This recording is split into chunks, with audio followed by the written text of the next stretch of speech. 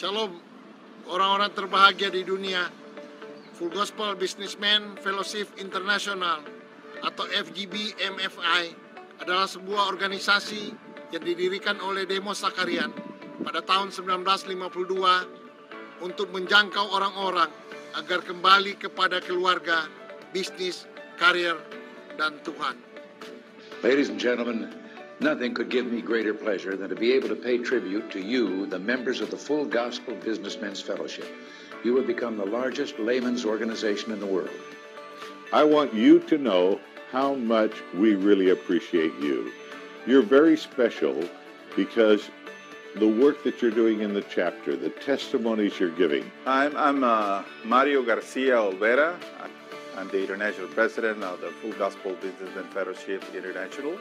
As a businessman, I have a lot of good things around my life right now. I'm trying to share that with you, and I want to welcome you to the fellowship and ask you to be part of this great fellowship. FGB MFI Indonesia dimulai tahun 1976 dan berkembang hingga berbagai kota di Indonesia dan telah banyak memberkati keluarga. Saya Ardian Kristanto menyambut kedatangan Anda di dalam wadah ini. Anda akan bertemu dengan begitu banyak para pengusaha di Indonesia yang memiliki integritas yang tinggi. Kiranya melalui wadah ini, kehidupan Anda, kehidupan keluarga, bisnis, dan pelayanan Anda bisa menjadi berkat bagi begitu banyak orang yang membutuhkan. Ladies of the Fellowship adalah wadah kaum wanita di bawah naungan FGB MFI. Ayo para FGB men, ajak istrimu untuk bergabung bersama-sama di wadah Ladies of the Fellowship atau LOF. Di wadah ini kita seperti masuk ke dalam sebuah bengkel. Kita di dalam dipoles, diperbaiki, dipulihkan sehingga ketika kita siap untuk pergi, siap untuk melayani, dan siap memberi dampak bagi bangsa dan negara ini. FGB MFI merupakan organisasi yang sangat tepat buat kita semua para pengusaha muda.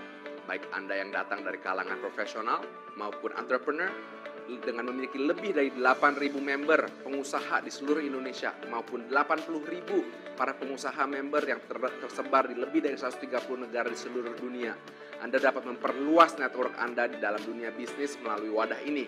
Menampingi perjalanan organisasi ini dengan kesaksian pria-pria dan wanita yang memberikan inspirasi bagi kehidupan masa kini. Di MFI Indonesia berpartner dengan pertama Palang Indonesia mengadakan donor darah secara rutin.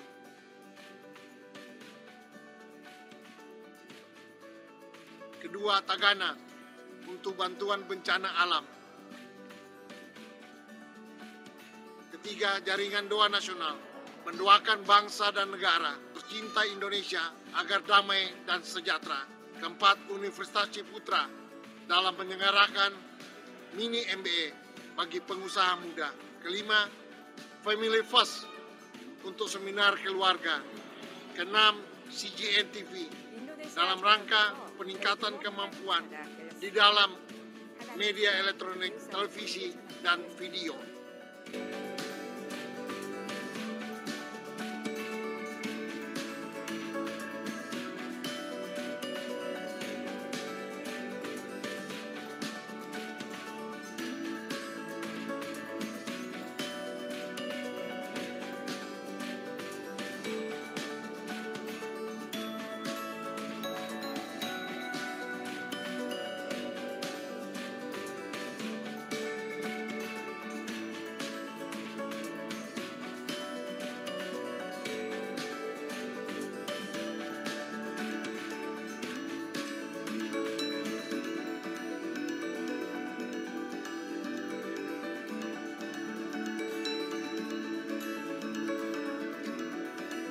Informasi selengkapnya kunjungi website kami.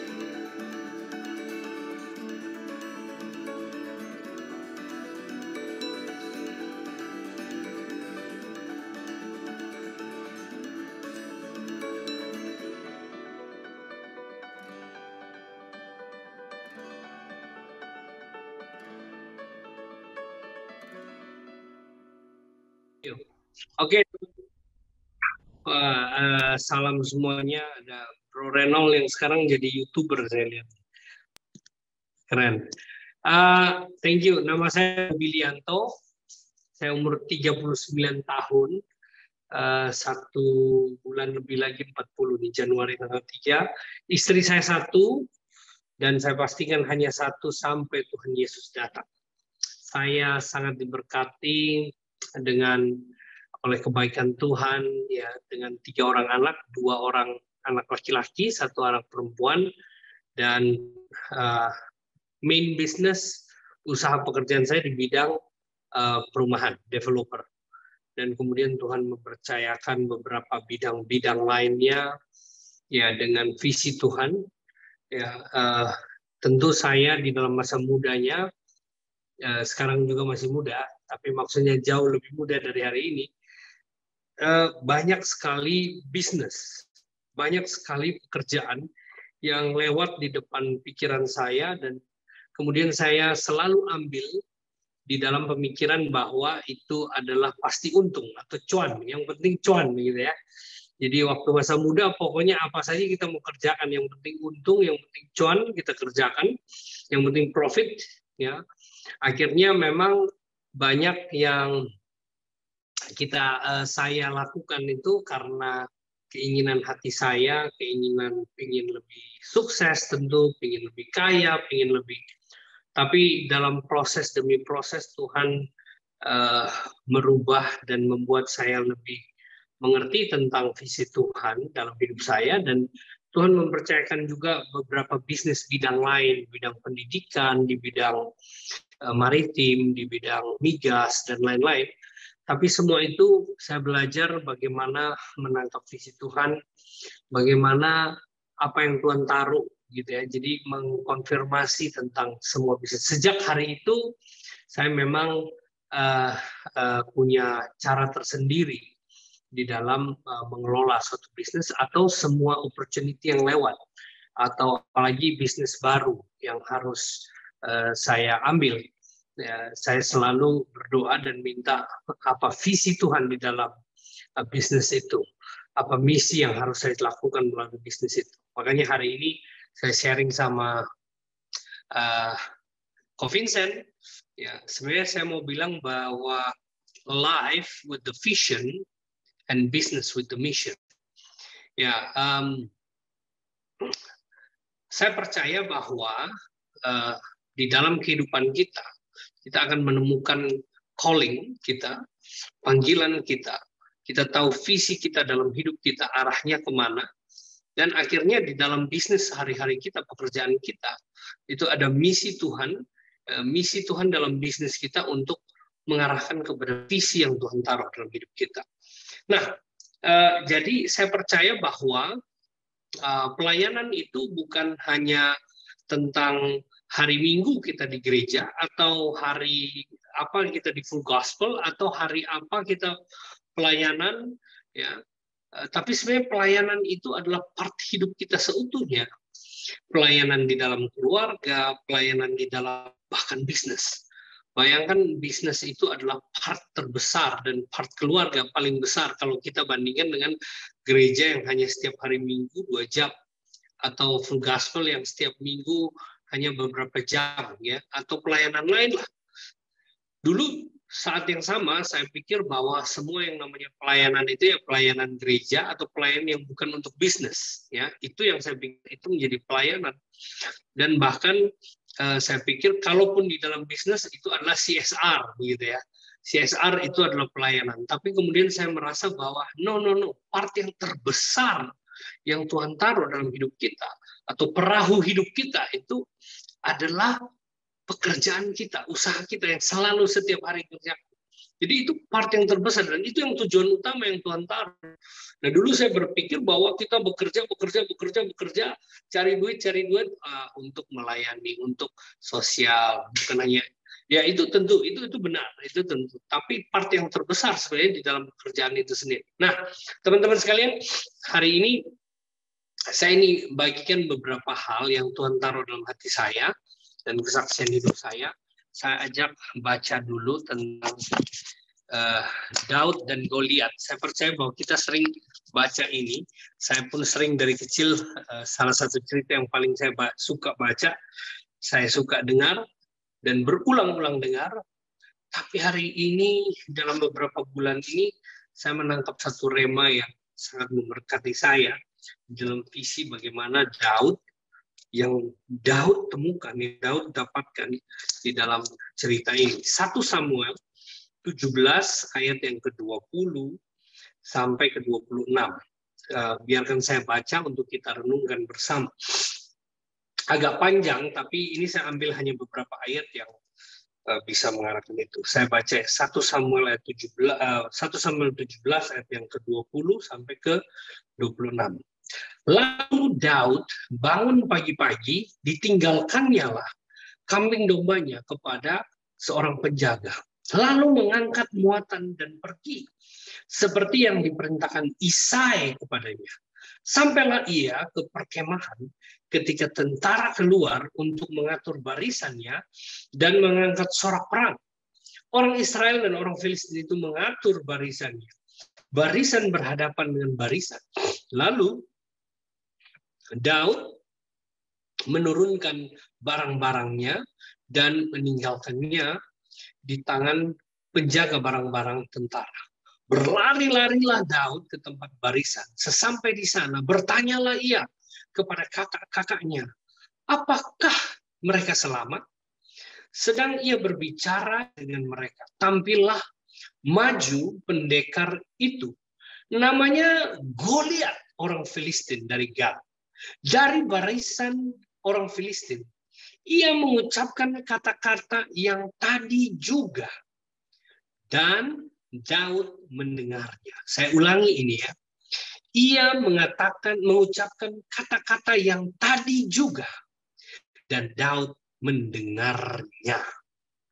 24, ketika semua orang Israel melihat orang itu, larilah mereka daripadanya dengan sangat ketakutan.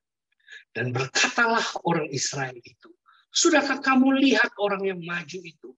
Sesungguhnya ia maju untuk mencemooh orang Israel. Orang yang mengalahkan dia akan dianugerahi raja, kekayaan yang besar. Raja akan memberikan anaknya yang perempuan kepadanya, dan kaum keluarganya akan dibebaskannya dari pajak di Israel. Lalu berkatalah Daud kepada orang-orang yang berdiri dekatnya, apakah yang akan dilakukan kepada orang yang mengalahkan orang Filistin itu dan yang menghindarkan cemooh dari Israel? Siapakah orang Filistin yang tak bersunat ini sampai ia berani mencemooh barisan daripada Allah yang hidup? Amin. Terpujilah firman Tuhan. Teman-teman sekalian, ya saya pikir kita semua pasti sudah sering baca ayat ini ya, dan cerita ini bukan cerita yang kita tahu tentang ini. Tapi waktu itu saya membaca ini, saya mendapat yang saya bilang bagi Daud adalah dia menemukan calling-nya, menemukan panggilannya. Kenapa? Saudara-saudara, dari kecil saya baca cerita ini dan saya selalu fokus kepada bagaimana Daud mengalahkan Goliat. Ya. Padahal kemudian saya membaca hari itu, teman-teman bayangkan apa yang terjadi Israel dan Filistin. Kalau kita baca di ayat pasal 17 dari awal, ternyata mereka itu sudah 40 hari lamanya. 40 hari lamanya mereka ada di lembah terbantin. Ya, dan itu seperti ada satu lembah ya, di mana yang satu pihak dari sebelah dan sebelah Filistin dan Israel mereka bertemu dan siap untuk berperang. Mereka mengatur bala tentara perang. Setiap hari mereka siap gerak, atur, lancang depan gerak, hormat gerak gitu ya. Siap-siap mau perang. Tapi kemudian nggak jadi perang. Ya. Dan saudara-saudara tahu apa yang terjadi? 40 hari itu Goliat datang kemudian teriak. Hey! Dan teriakannya yang sama, kira-kira seperti itu. Yang kita akan baca di ayat. Dia menantang ada yang maju. Gitu. Tapi saudara-saudara, bayangkan 40 hari malam, 40 hari 40 malam, tidak ada satu orang pun yang berani. Dan itu adalah ejekan selama 40 hari. Bayangkan mereka atur perang, dan bahkan ada ayat katakan ya kira-kira seperti ini, bahwa Goliat bilang, ngapain kamu atur barisan tentaramu? Dia ketawain. Ngapain? Kirim satu orang langsung. Gitu. Dia ketawa karena dia bilang, ngapain kalian atur-atur barisan begitu? Satu orang nggak ada yang berani maju lawan dia. Saudara-saudara, betapa Israel dipermalukan saat itu. Nah, teman-teman sekalian, yang menarik, saya melihat bagaimana Daud. Daud ini, perhatikan, Daud ini datang ke tempat ini bukan untuk berperang. No. Daud datang karena ayahnya mengatakan untuk mengantar makanan kepada ketiga kakaknya di sana dan juga kepala pasukan 1000. Jadi waktu dia datang, dia hanya berniat untuk antar makanan saja. Kemudian harusnya dia pulang. Saudara-saudara sekalian, apa yang terjadi?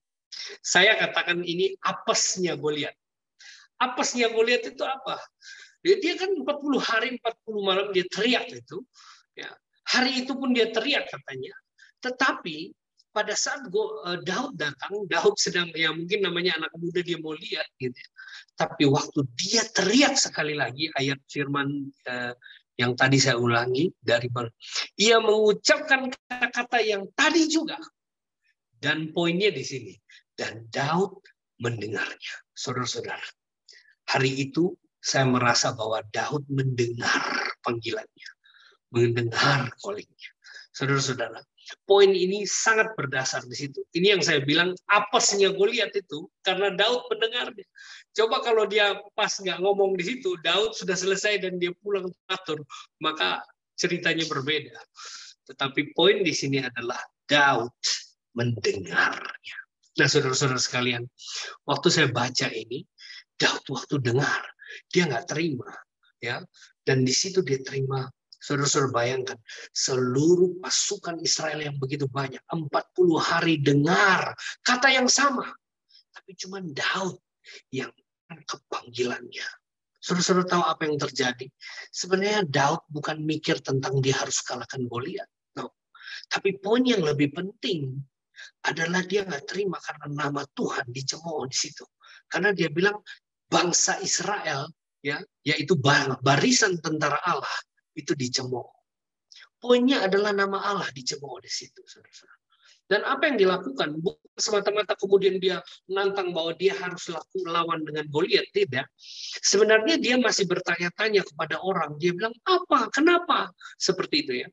Kenapa orang yang tidak bersunat itu, apa yang harus, siapa yang, artinya dia melihat bahwa betapa begitu banyak pendekar-pendekar hebat ini, pahlawan-pahlawan Israel yang senior, yang tua semua, itu harusnya mereka, dia berharap bahwa ayo lawan, ada, nggak boleh ini dibiarin. Tapi tidak ada satu orang pun yang tangkap ini. Semua ketakutan, semua melihat ini adalah ancaman, menakutkan dan bisa. Tapi dia melihat hal yang lain. Saudara-saudara sekali lagi, Daud ini datang hanya sebagai pengantar makanan saja. Tapi hari itu dia mendengarkan panggilannya. Hari itu dia menetapkan dirinya. Karena semua nggak ada yang mau, ya, semua nggak ada yang berani, dan bahasa ini sampai kepada Saul, dan akhirnya Saul memanggil dia. Ya. Kakaknya sempat tegur sama dia, hei kamu nih, aku tahu kamu sifat pemberanimu dan bla bla bla bla. Ya, mereka marah. Tapi terus dia bilang, apa salahku? Dia terus tanya-tanya kepada orang. Memang ada satu poin penting di sini. Orang katakan bahwa siapa yang bisa kalahkan Goliat ini, dia akan dapat kekayaan, bahkan dia dapat anak dari raja, ya, dan juga keluarganya dia bebas pajak. Ini gula-gulanya, ini bonusnya.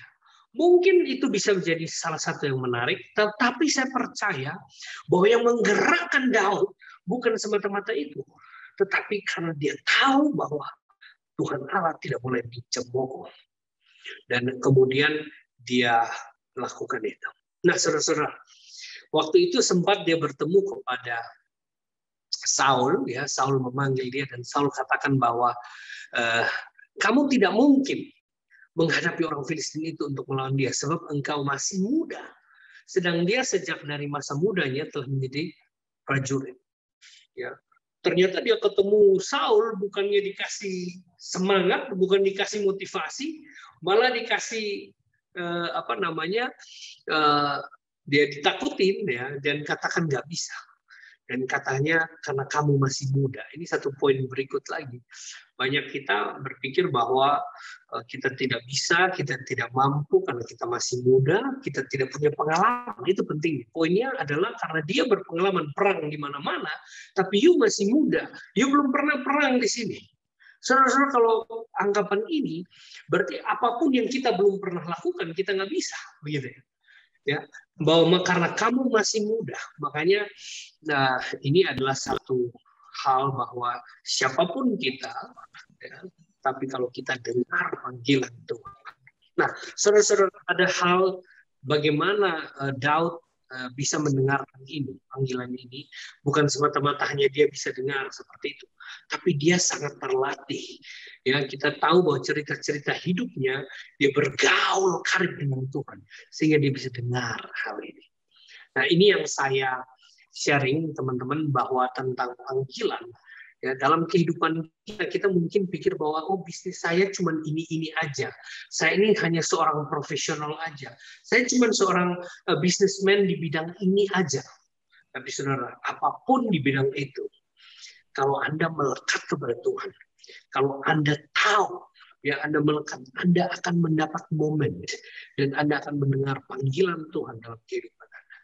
Nah, saya pikir panggilan ini menjadi visi dari Daud, dan kemudian kita tahu ceritanya bagaimana Tuhan menyertainya dan Tuhan memakai dia menjadi raja, dan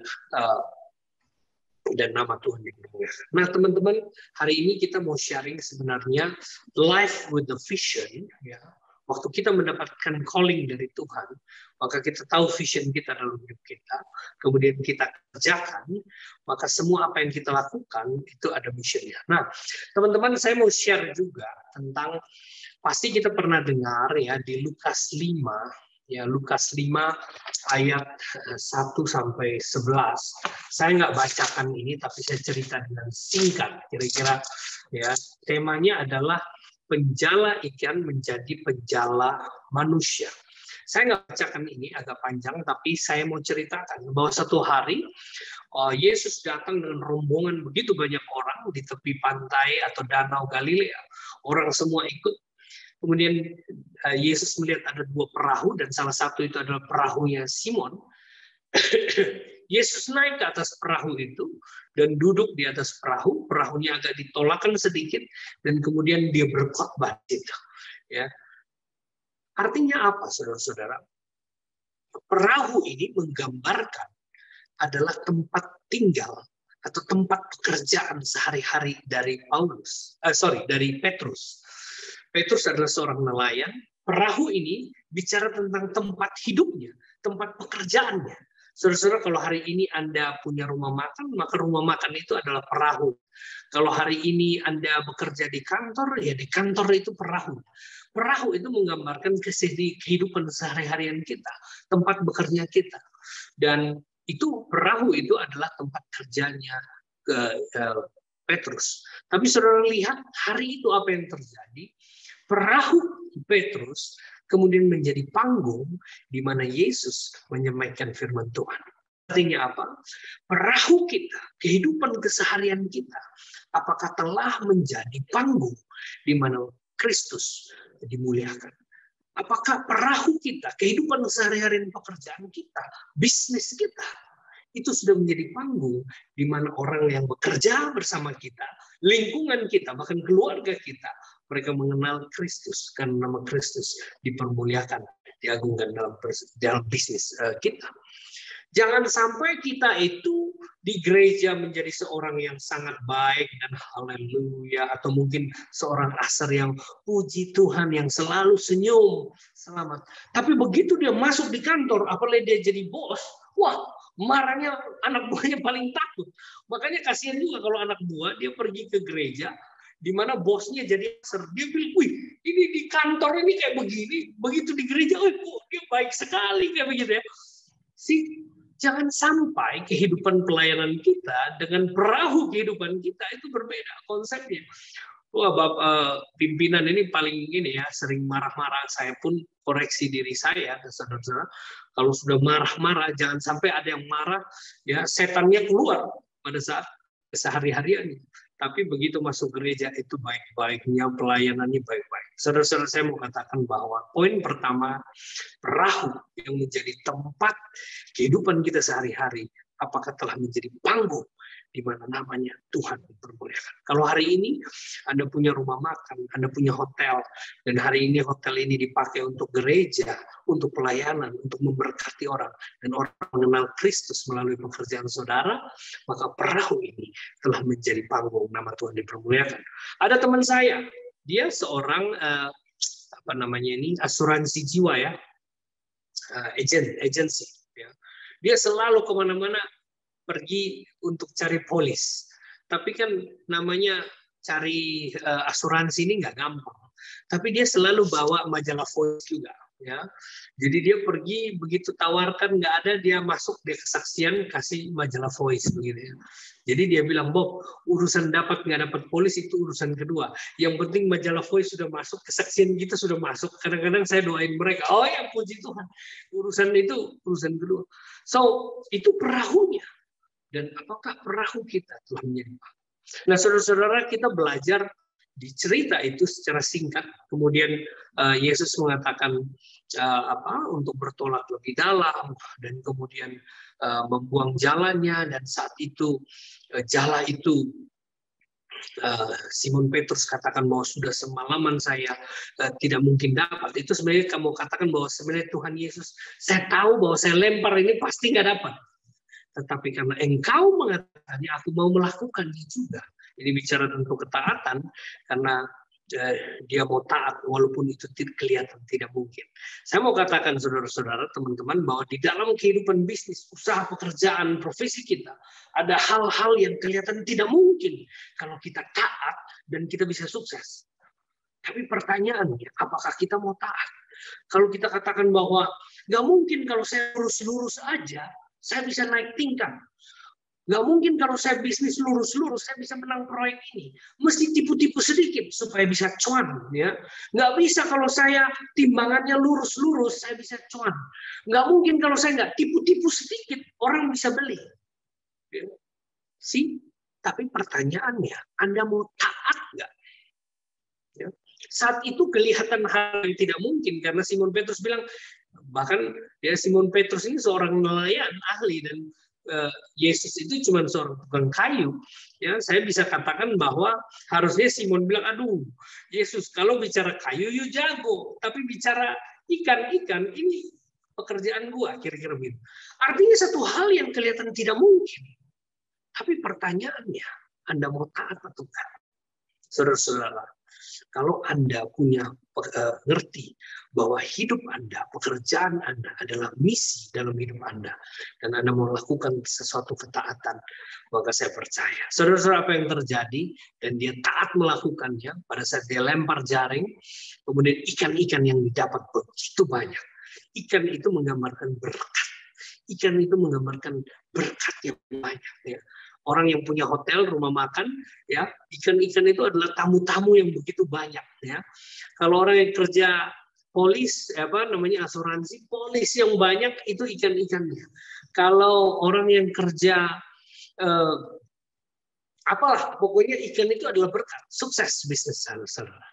Dan hari itu melalui berkat itu terjadi satu pertobatan, terjadi satu mengenal Kristus yang lebih dalam. Dan kita lihat betapa semakin ikan itu ada, begitu kemudian dia minta bantuan kepada perahu yang lain, ya, dan keduanya hampir tenggelam karena penuh.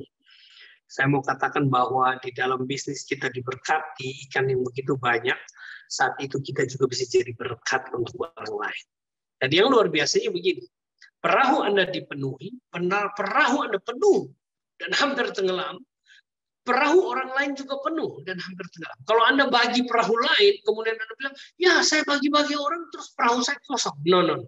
Yang terjadi adalah perahu orang diberkati, perahu saudara diberkati. Malah kalau Anda nggak bagi orang lain, bisa-bisa perahu Anda tenggelam. Karena di situ katakan perahu sudah hampir tenggelam ya. Nah, saudara-saudara, semakin diberkati, semakin banyak ikan itu, ya. Tetapi Petrus tersungkur di hadapan Tuhan. Semakin kita diberkati, semakin kita tersungkur di hadapan Tuhan.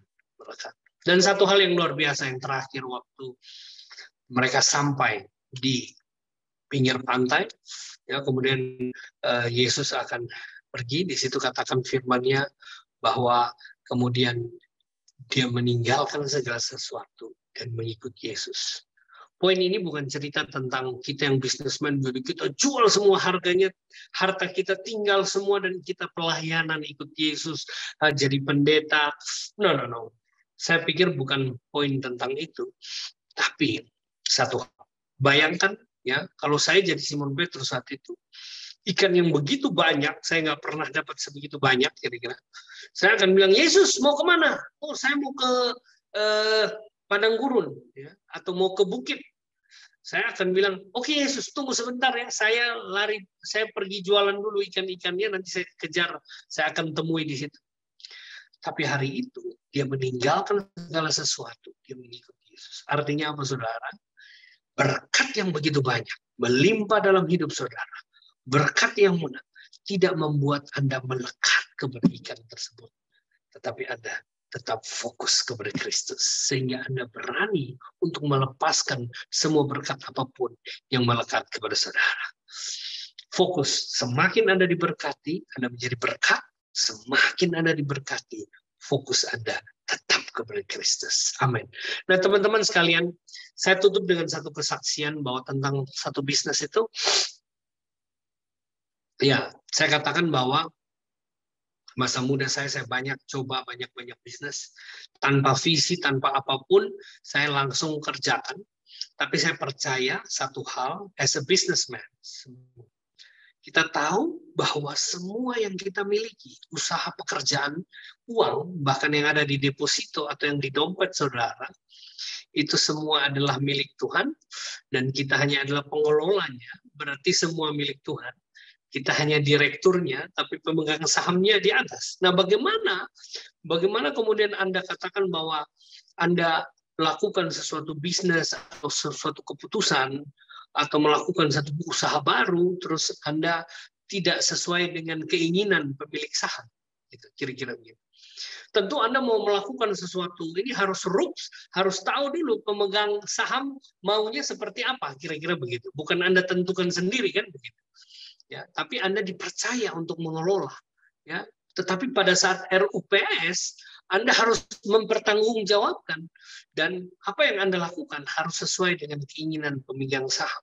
Nah, saudara-saudara, kalau Anda tahu itu bahwa perusahaan Anda, pekerjaan Anda, dimanapun Anda tetapkan itu adalah panggilan Tuhan, ya, maka Anda menemukan calling Tuhan di dalam bisnis, pekerjaan, bahkan tugas apapun dalam hidup saudara, maka keputusan-keputusan, nah itu pasti Anda konfirmasi dulu kepada pemilik atau pemegang saham itu. Nah, teman-teman sekalian, saya punya beberapa hal, ya, saya dipercaya untuk beberapa bisnis baru, ya, dan kemudian saya ambil waktu, saya berdoa, saya tanya Tuhan kira-kira apa. Ini bukan semata-mata tentu untuk menaikkan semakin banyak uang, karena itu milik Tuhan juga, ya. Tetapi bagaimana, apa visi Tuhan di dalam hal itu? Saya nggak sempat untuk share visi tentang perumahan saya, tapi saya selalu berdoa untuk hal ini. Mungkin saya share satu, ya. Waktu saya bangun perumahan, ya, saya awalnya bangun perumahan kelas menengah, yang menengah atas, dan harganya cukup tinggi, ya.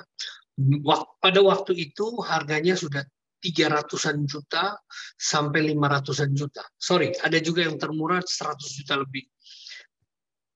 Tetapi pada waktu itu rumah bersubsidi itu cuma 50-an juta, ya. Dan waktu itu saya nggak kerja rumah bersubsidi. Kemudian pada saat saya melihat begitu banyak pasangan suami istri, mereka datang ke kantor kami, mereka lihat brosur, mereka lihat dengan mereka senang, tapi begitu mereka mau beli, ternyata cicilannya nggak mampu, nggak masuk. Nah di situ saya lihat muka wajah-wajah yang kecewa ini, mereka pulang.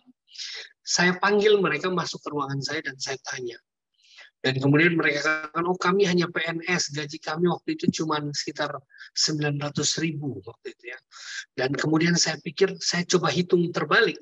Untuk melayani mereka, saya pergi ke bank, saya tanyakan kalau orang dengan penghasilan 900.000, itu bisa cicil rumah berapa, dan mereka katakan bahwa ini rumah subsidi, Anda bisa harganya 50 juta kira-kira ya, dan mereka cicil selama 20 tahun.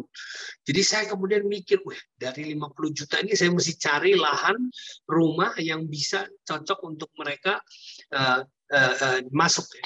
Dan hari itu saya berhitung terbalik seperti itu, dan di situ saya berdoa, dan saya pikir ini satu vision pertama waktu itu yang saya sebut dengan merumahkan masyarakat. Betapa begitu banyak orang. Jadi sebenarnya waktu itu dari sisi bisnis saya melihat satu sisi, yaitu oh ini menarik ini, opportunity menarik. Karena apa? Karena di level ini rumah murah bersubsidi banyak sekali pasarnya. Yaitu dari sisi bisnisnya. Tapi dari sisi lain saya melihat betapa begitu banyak pasangan muda yang ingin punya rumah tapi mereka nggak bisa punya rumah gitu. Dan di situ panggilan pertama saya kemudian mulai di perumahan bersubsidi. Kemudian berjalan, kemudian saya juga melihat bahwa waktu kami bangun perumahan di daerah itu, ya daerah itu yang tadinya sepi, kemudian kami bangun sekitar 3.000-an rumah di kompleks desa itu kemudian kami dapat satu penghargaan sebagai desa dengan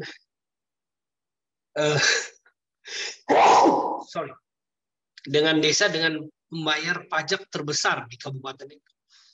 Ya, jadi bayangkan desa yang tadinya sepi kemudian menjadi desa dengan pembayar pajak terbesar karena kami membangun perumahan. Ada sekitar 2.000-an rumah yang kita bangun di daerah itu. Itu juga dengan developer lain ya. Karena kami waktu saya yang bangun pertama, terus ada beberapa developer yang ya bangun tidak terlalu banyak, tapi kita bangun di daerah itu. Dan kemudian mendapat penghargaan karena desa itu menjadi desa dengan pembayar pajak, nilai pajak terbesar. Nah, saya melihat bahwa desa ini bertumbuh dan lain-lain. Kemudian saya dapat visi baru lagi bagaimana untuk membangun di desa atau di kabupaten lain-lain. Nah, satu hal yang terakhir, satu vision waktu saya kemudian keliling NTT dan kami bangun di kira-kira ada 14 proyek perumahan di daerah-daerah. Itu waktu saya baca tentang NTT ya menjadi provinsi termiskin ketiga. Ini betul-betul membuat saya menjadi satu panggilan bagi saya. Karena NTT ini adalah mayoritas orang-orang Kristen, percaya kepada Kristus, ya Katolik dan Kristen. Dan ini adalah barisan tentara Allah. Bukankah NTT adalah barisan tentara Allah? Tapi kemudian bahasa bahwa NTT adalah provinsi termiskin ketiga, bagi saya ini adalah cemoohan bagi NTT, bagi nama Tuhan di NTT, barisan tentara Allah. Dan saya dapat satu vision tentang perumahan ini gini. Waktu Musa ya keluar dari Mesir, dia mendapat satu perintah dari Tuhan, yaitu to own the land, untuk memiliki tanah. Jadi mereka keluar dari Mesir supaya mereka menjadi tuan tanah. Tadinya konsep mereka adalah budak dan mereka sudah terpenjara di dalam perbudakan. Karena apa? Karena mereka merasa bahwa mereka cukup hidupnya. Makanya selama perjalanan mereka komplain kepada Musa dan mereka merasa bahwa lebih baik tinggal di Mesir. Padahal 40 tahun ya di padang gurun sebenarnya ini adalah satu proses di mana mental mereka dirubah dari mental budak menjadi mental tuan tanah, menjadi mental raja. Makanya setelah masuk Kanaan baru ada kerajaan karena mereka memiliki tanah.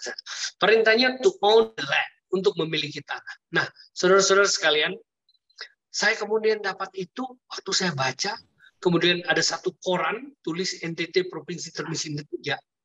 Saya bilang bahwa di situ komentar yang lain mereka bilang, tidak, kita tidak bisa, kita kaya dan lain-lain. Dan saat itu saya pikir jangan sampai kita juga terperangkap di dalam ya kemiskinan. Kemudian kita bilang bahwa kita tidak miskin dan kita kemudian santai di hal itu. Nah, saya dapat visi ini bagaimana orang memiliki tanah, mereka beli rumah, sebenarnya mereka sudah begitu mereka beli rumah, mereka memiliki tanah. Kalau mereka punya kos-kosan atau mereka sewa, maka itu cost yang terus keluar. Tapi begitu mereka on the land, memang butuh 15-20 tahun, mereka harus cicil, ya. Itu padang gurunnya kira-kira. Tapi begitu mereka masuk ke tanah perjanjian, waktu mereka memiliki rumah, kehidupan mereka berubah, ya, keluarga mereka bertumbuh di rumah itu, dan mereka memiliki rumah sendiri. Dan saya percaya melalui ini satu panggilan visi untuk bagaimana membawa masyarakat NTT yang belum memiliki rumah, mereka memiliki rumah, ya, dan itu membangun di daerah-daerah, di desa-desa, dan di kabupaten-kabupaten. Nah, kira-kira ini vision yang Tuhan taruh dari waktu ke waktu, bahkan banyak hal, saudara-saudara. Terakhir ini saya dipercaya satu bisnis migas, ya, SPBU. Saya mikir SPBU ini adalah usaha yang agak long term, yang dimana saya nggak mungkin masuk ke situ. Tapi pada waktu itu saya dapat kesempatan, seorang pejabat bupati katakan bahwa Pak Bobi tolong invest di sini. Tapi waktu dia kasih tunjuk tempatnya itu di Flores, namanya lokasinya di Wailengga. Itu lokasi kecamatan sepi, ya. Dan saya pikir ngapain saya invest SPBU di sana? Saya pikir begitu. Tetapi kemudian saya berdoa, saya bawa dalam doa, dan saya pergi ke tempat itu. Dan waktu saya ke tempat itu, saya lihat, saya cari-cari lahan, saya ketemu ada kios toko, bukan toko, kios ya, di pinggir jalan mereka jualan bensin. Dan waktu saya tanya, ini harganya berapa? Mereka bilang ini harganya 12.000. Ada yang 13.000, bahkan ada yang 15.000. Kalau saya kaget sekali. Dan mereka bilang, iya Pak, soalnya jaraknya ini ratusan kilometer dari SPBU kota dari ke kota, itu jauh sekali. Wah, saya pikir betapa masyarakat di situ tidak bisa menikmati ya, seperti yang kita nikmati. Nah, di situ ada satu tanda, kemudian saya pikir Tuhan, ini tanda yang Tuhan taruh bagaimana hati saya untuk daerah itu. Kemudian saya ambil keputusan, kami lakukan usaha itu. Nah, ini salah satu contoh teman-teman bagaimana kita memulai semua bisnis, ya, itu melalui kita berdoa dan tanya Tuhan apa visi Tuhan melalui bisnis, usaha, pekerjaan yang Tuhan percayakan kepada kita. Ya, saya bilang Tuhan kalau memang bukan dari Tuhan maka kita nggak akan masuk, kita nggak ada coba. Teman-teman, saya tutup dengan satu kesaksian. Ya, saya hari ini di Kadin Kamar Dagang Industri, saya mohon dukungan doa juga. Dalam beberapa waktu ke depan, bulan depan ini, kami akan melakukan musyawarah provinsi, di mana saya akan maju sebagai Ketua Umum Kadin di NTT.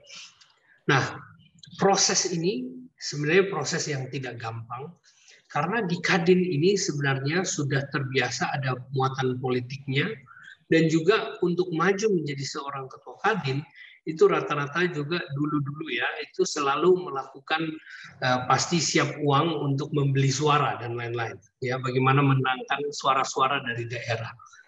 Dan waktu itu saya merasa bahwa melalui Kamar Dagang dan Industri ini harusnya kita bisa menggerakkan ekonomi di daerah-daerah.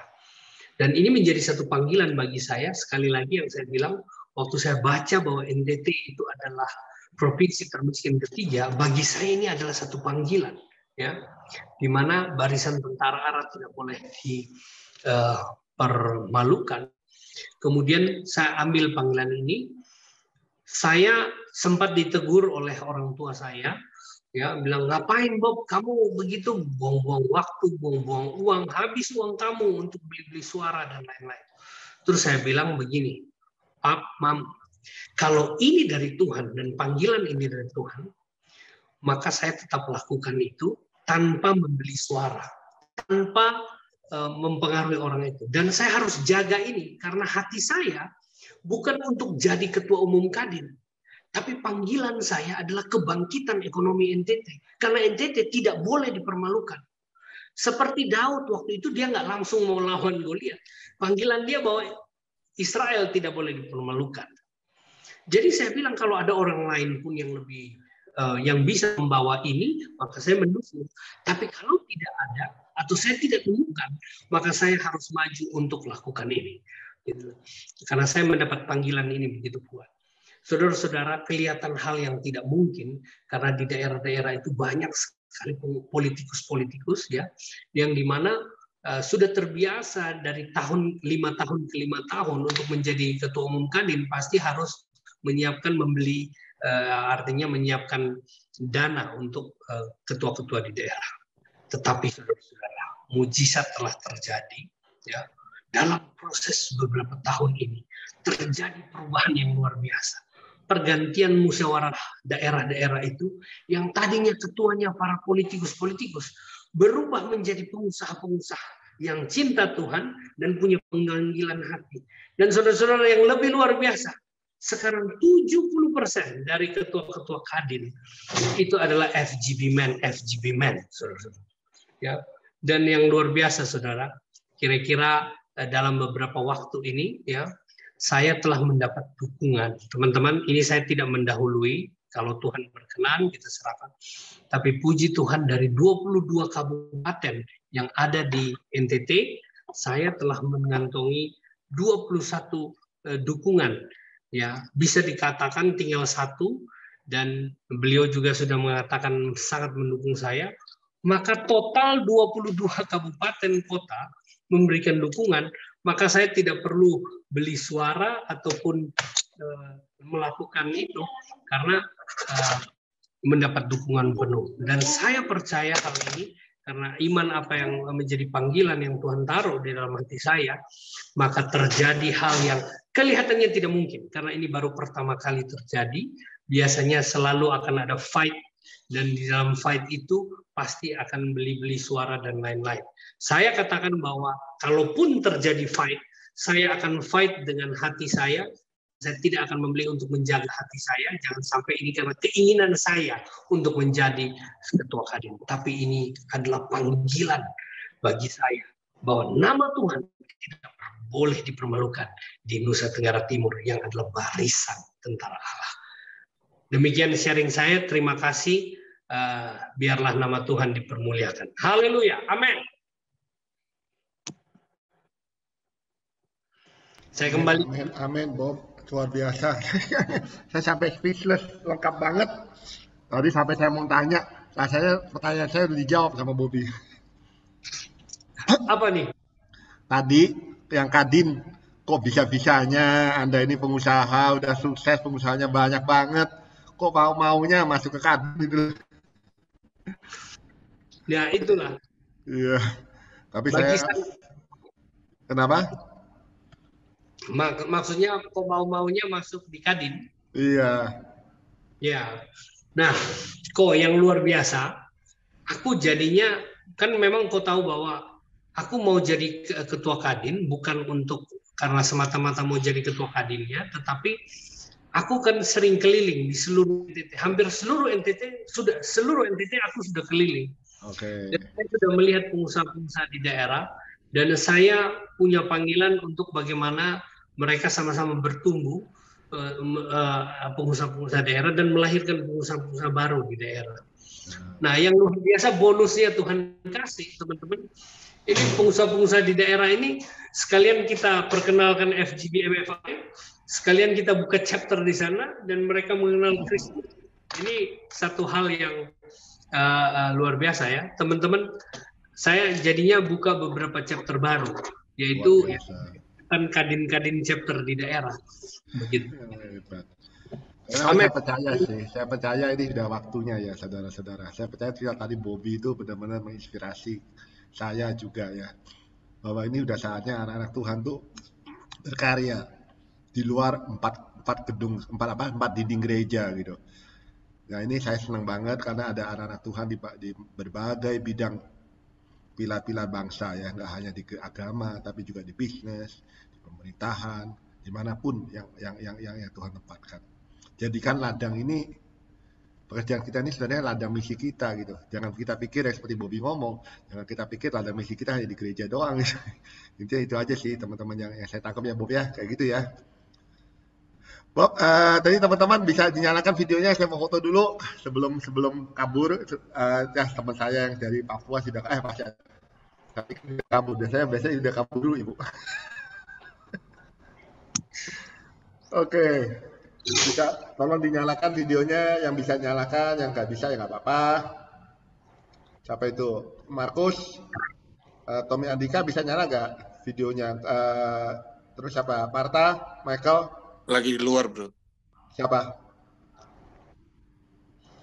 Oh ya, tuh Marta. Michael sama Markus? Gue lagi di luar. Oh, ada lagi di luar. Oke. Kalau gitu si Michael? Oke, tunggu bentar. Saya matiin dulu nih ada chatnya. Ntar, saya matiin dulu chatnya. Soalnya kalau nggak mengganggu sekali fotonya. Oke, udah ayah. Gue lagi pakai kaos kutang, bro. Kenapa? Gue pakai kaos kutang. Oh iya, kaos kutang. Memang Anda udah kebiasaan pakai chapter. Sorry. Atlet gitu biasanya si atlet. Iya. Soalnya di sini ada sana ibu-ibu soalnya. Enak di foto, bro. Ya nggak apa-apa, ayo. Atlet lempar lembing. 2, 3. Ya, thank you teman-teman. Jadi teman-teman ya, saya sebenarnya nggak menutup ya saudara ya. Saya nggak menutup kalau teman-teman ingin saling koneksi satu sama lain di sesudah chapter seperti tadi Saud sama si Bobby. Silakan saling bertukar nomor juga is oke bagi saya. Tapi apapun yang saudara lakukan, cuma saya mau ingetin bahwa apapun yang terjadi di antara kalian itu bukan urusannya Full Gospel ya. Itu penting sekali yang saya tegaskan. Oke. Terima kasih Markus, selamat bertugas, selamat bekerja kembali Markus di jalan. Ya, thank you. Nah jadi thank you Bobby, ini benar-benar inspirasi. Saya ada janji sama Bobby belum saya tepatin, soalnya saya belum dapat undangannya Bob. Ada waktu itu janji sama saya, katanya kalau jalannya udah jadi, patungnya udah jadi, mau undang saya katanya. Oh, yang giant cross-nya maksudnya? Iya, giant cross-nya. Udah jadi belum salibnya? Kenapa? Belum. Belum ya, nanti kalau salibnya udah jadi kita pergi ke sana. Ya, siap. Oke, saya rasa ada pertanyaan nggak? Ada pertanyaan atau komentar tentang ini? Si Satrio capek banget, Sat. Lucky, kalau Anda capek banget, saya tahu Anda kurang sehat, bisa live duluan nggak apa-apa kok, Lucky. Anytime you want. Silakan Lucky. Setia sampai akhir, Pak Vince. Kalau kita nggak setia sampai hati-hati kesehatan Anda. Nggak sampai LB3 nanti, setia sampai akhir. Bobby, one comment. Speechless. Thank you. Amin. Makasih. Ini Ko Bobby keren banget. Hari ini saya dapat inspirasi dan dapat semangat baru nih mendengarkan kesaksian-kesaksian yang dahsyat nih. Maju terus, dan saya dukung jadi ketua Kadin NTT. Karena kalau kita bicara organisasi kan nanti berjejaring terus bisa skala nasional ke depan. Pengusahanya bukan skala daerah lagi, skala nasional. Lanjut. Ya, lanjut, Pak. Amin. Thank you. Pak Bobby, terima kasih. Aduh, saya sangat bersyukur dengerin kesaksian malam ini. Karena ini kayak apa sih namanya peneguhan dan jawaban satu pergumulan besar. Karena di Indonesia kan ada 4 angin. Dan mata angin kita tuh kan ada mata angin. Timur, Barat, Utara, Selatan. Dan di Indonesia sebenarnya 3 mata angin tuh semua mayoritas Kristen. Timur, Selatan, Utara itu Sulawesi Utara, Manado, Sangir itu adalah Kristen semua. Betul. Maksudnya Kristen, dan Papua itu juga mayoritas Kristen, dan NTT. Dan ini merupakan satu hal yang Roh Kudus bukakan kepada saya bahwa harus ada konsistensi pekerjaan Tuhan melalui orang-orang yang memang mengerti kebenaran ini. Dan tadi ketika Bapak ngomong itu sangat menguatkan saya. Dan saya percaya bahwa Bapak pernah mengikuti tidak tentang pelayanan Meltari di NTT? Meltari, tahu? Ya, saya kenal beliau. Dan Bapak pernah tahu tentang mujizat air jadi anggur? Iya. Dan saya adalah terlahir dari orang-orang dengan penginjilan seperti itu. Dan saya akan kembalikan NTT kembali lebih dahsyat lagi ya. Karena rumah yang dibangun pada hari ini akan lebih, kemuliaan Tuhan lebih bersinar daripada yang dulu. Terberkati dengan adanya Pak di Kadin, saya tahu akan ada perubahan signifikan. Tuhan berkati. Amin, haleluya. Amin, luar biasa. Jadi by the way, Bobby, ini Marta ini adalah pengusaha di Papua. Saya sudah konekin dia ke Ahon. Wow. Iya, Ahon. Jadi gitu ya, jadi teman-teman ya. Jadi kalau sudah nggak ada komentar, saya mengingat saya sana udah jam 10 lebih, baik kita akhiri. Saya kira Bobby juga mau kumpul sama keluarganya. Jadi sebelum kita akhiri, pengumuman sedikit. Minggu depan nih flyernya saya lagi kejar-kejarin. Minggu depan kita akan kedatangan 2 tamu spesial.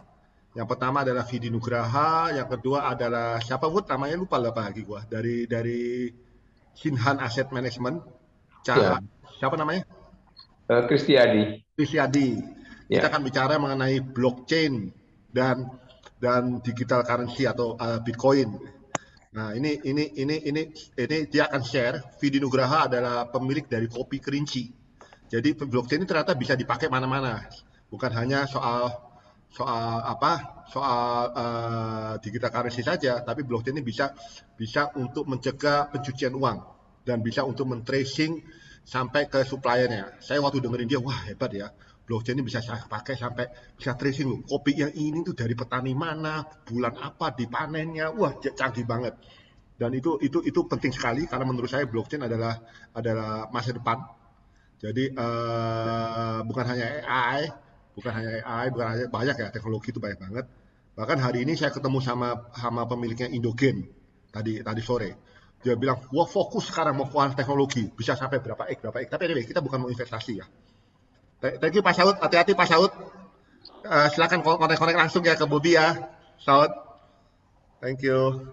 Nah, jadi ini saya akan undang teman-teman yang ingin mengetahui lebih banyak mengenai blockchain dan digital currency, dan kita ada pesaksinya bagaimana seharusnya kita berinvestasi di digital currency sebagai salah satu alternatif investment. Bukan jangan semua masukin sana, saudara. Resikonya tinggi sekali. Itu aja yang saya ingin sampaikan untuk minggu depan. Kemudian 2 minggu lagi. Kenapa? Bu Vincent, sorry, ya. Aku pas ketemu ini aku mau share sedikit foto ya. Silakan, Bob. Beberapa perumahan yang kita bangun itu boleh. Konsepnya di dalam perumahan itu di setiap gangnya itu ada tulisan firman Tuhan. Jadi orang setiap ketemu quotes firman Tuhan. Dan ini yang kita launching itu, ini jalan namanya The Giant Cross. Jadi dari atas pesawat, kalau turun kelihatan salib raksasa. Jadi kalau teman-teman datang ke Kupang pakai pesawat malam, itu kelihatan lampunya besar sekali seperti satu salib besar kelihatan dari atas. Nah, ini juga yang saya bilang kita mau bangun itu kok. Kemarin cuman kita tertunda, mudah-mudahan tahun depan. Jadi ada salib raksasa di atas itu. Ya kalau ini nggak terlalu besar, tapi kalau jalannya yang besar, dia di ujung. Jadi setiap orang yang datang ke Kupang itu kemudian kalau dia lihat dia lihat di atas pesawat ke Kupang, dia bisa lihat itu. Dia bisa lihat ada lambang salibnya. Oke, itu aja kok, sorry. Thank you. Yang terakhir ada 8 Desember, kita akan acara Natal bersama ya. antar bersama dengan pembicara Jose Carol atas undangan daripada Bu Indri. Makasih Bu Indri. Oke. Bang Ibu dong. Kenapa Bu? Mau undang. Dengar Bu suaranya Bu. Kenapa Bu? Bu Mata? Mau undang ibu-ibu love. Oh ya, ya. Ini anyway. Jadi teman-teman, ibu-ibu, bapak-bapak, sorry kok ibu-ibu, bapak-bapak, ini BHI 7 ini juga ada sudah buka LF, Ladies of Fellowship. Jadi ya bagi ibu-ibu yang mau join, mungkin bisa kasih tahu ke istri-istrinya masing-masing. Ayo join yuk ke acara LF. Tapi undangannya Bu, tolong Bu di flyernya di share gitu loh Bu. Ya, besok tuh kirim linknya. Ya kalau nggak di share kan kita nggak tahu Bu. Nah, besok itu soalnya tanpa gambar Pak. Soalnya kita baru fellowship aja begitu. Biasanya awal gitu loh. Tapi nggak apa-apa kalau memang tanpa gambar fellowship, nggak usah kasih gambar berbicara. Cukup ini aja, tulis aja fellowship. Tapi tetap harus ada flyer Bu. Iya, maksudnya nanti kita sampaikan ke besok pengumumannya nanti saya share ke grup ini ya. Siap. Oke, terima kasih. Kita tutup doa, kita doakan juga pada istri Pak Reynold. Reynold istrinya lagi sakit kanker ya, Reynold ya. Sakit kanker, kita doakan supaya istri beliau disembuhkan. Sekarang lagi dirawat di rumah sakit. Rumah sakit mana Reynold akhirnya Anda? RSPAD, tapi sekarang udah di Surabaya, jadi rawat jalan. Oh, udah dirawat di sana ya. Oke. Kita doakan supaya kanker apa yuk istrinya? Payudara ya. Kita doakan supaya istri beliau juga sembuh. Oke, Bu Indri. Ini Bu Indri sebagai ketua doa di sini. Silakan Bu untuk tutup dengan doa. Dengan doakan Pak Reynold, doakan Mbak Bobi. Ntar saya tutup. Bro, sorry, aku pamit dulu ya. Soalnya udah dipanggil mau tidurin anak. Oke, kalau gitu. Makasih Bob. Pamit, sorry. Thank you, guys. Thank you Bob. Selamat malam Bob. Thank you. Ayo kita doa dulu yuk. Ayo Bu Indri. Di unmute tolong dong, di unmute. Di unmute ya. Tadi doain Reynold istrinya kanker dan doain siapa? Bu Bilianto. Bu Bilianto yang tadi kan? Pembicaranya tadi ya. Keluarganya supaya dikuatkan karena kalau ikut Kadi itu saya tahu tuh berat banget ya itu perjuangannya. Itu aja sih. Oke. Nanti saya tutup doa. Oke, let's pray. Bapak di surga, terima kasih untuk fellowship malam ini. Kami sangat diingatkan Tuhan bahwa kami ini adalah cuman direktur Tuhan. You are the real owner untuk semua yang kami usahakan. Terima kasih Tuhan, berkati Bobby dan keluarganya yang dalam perjalanan menuju pemilihan menjadi ketua Kadin. Engkau saja Tuhan yang mendudukkan orang yang tepat di dalam posisi Kadin itu. Aku percaya apabila Tuhan berkehendak, maka Tuhan akan equip dan Tuhan sendiri yang akan menjamah sehingga apa yang dia sedang kerjakan, apa yang dia rintis untuk menjadi ketua Kadin menjadi terjadi. Bapak, aku juga mau berdoa buat istrinya Pak Reynold yang saat ini sedang sakit kanker. Kiranya Tuhan melalui sakit penyakit ini Tuhan, keluarganya makin didekatkan secara emosional, baik suami, istri, anak, dan bagi istrinya Pak Reynold Tuhan, dia bisa melihat Engkau, dia kehilangan harapan, imannya maupun sukacitanya. Biar kehendak Tuhan yang terbaik terjadi buat istri Pak Reynold. Kami bersyukur sekali lagi malam ini, biar apa yang Pak Bobi malam ini sharingkan, tidak saja menjadi sebuah rema yang berhenti di malam ini Tuhan. Biar kami menghidupinya. Dan kami selalu menjadi direktur-direktur yang baik untuk apa yang Tuhan percayakan. Di dalam nama Yesus, aku bersyukur dan berdoa. Kami mau kembali lagi kepada job desk kami masing-masing di setiap bidang. Tuhan pimpin, Tuhan berikan wisdom dan favor. Terima kasih Holy Spirit untuk semua hal yang Engkau tolong dalam hidup kami sampai pada hari ini. Dalam nama Yesus aku bersyukur dan berdoa. Amin. Amin, amin Bu Indri. Terima kasih teman-teman dan selamat istirahat. Amin. Semoga see you in the next week. Iya, doanya tepat sekali Bu Indri, thank you. Yeah. Ayo ya, selamat malam ya. Live meeting ya. Hati. Thank you. Oke, Tuhan berkati. Yes.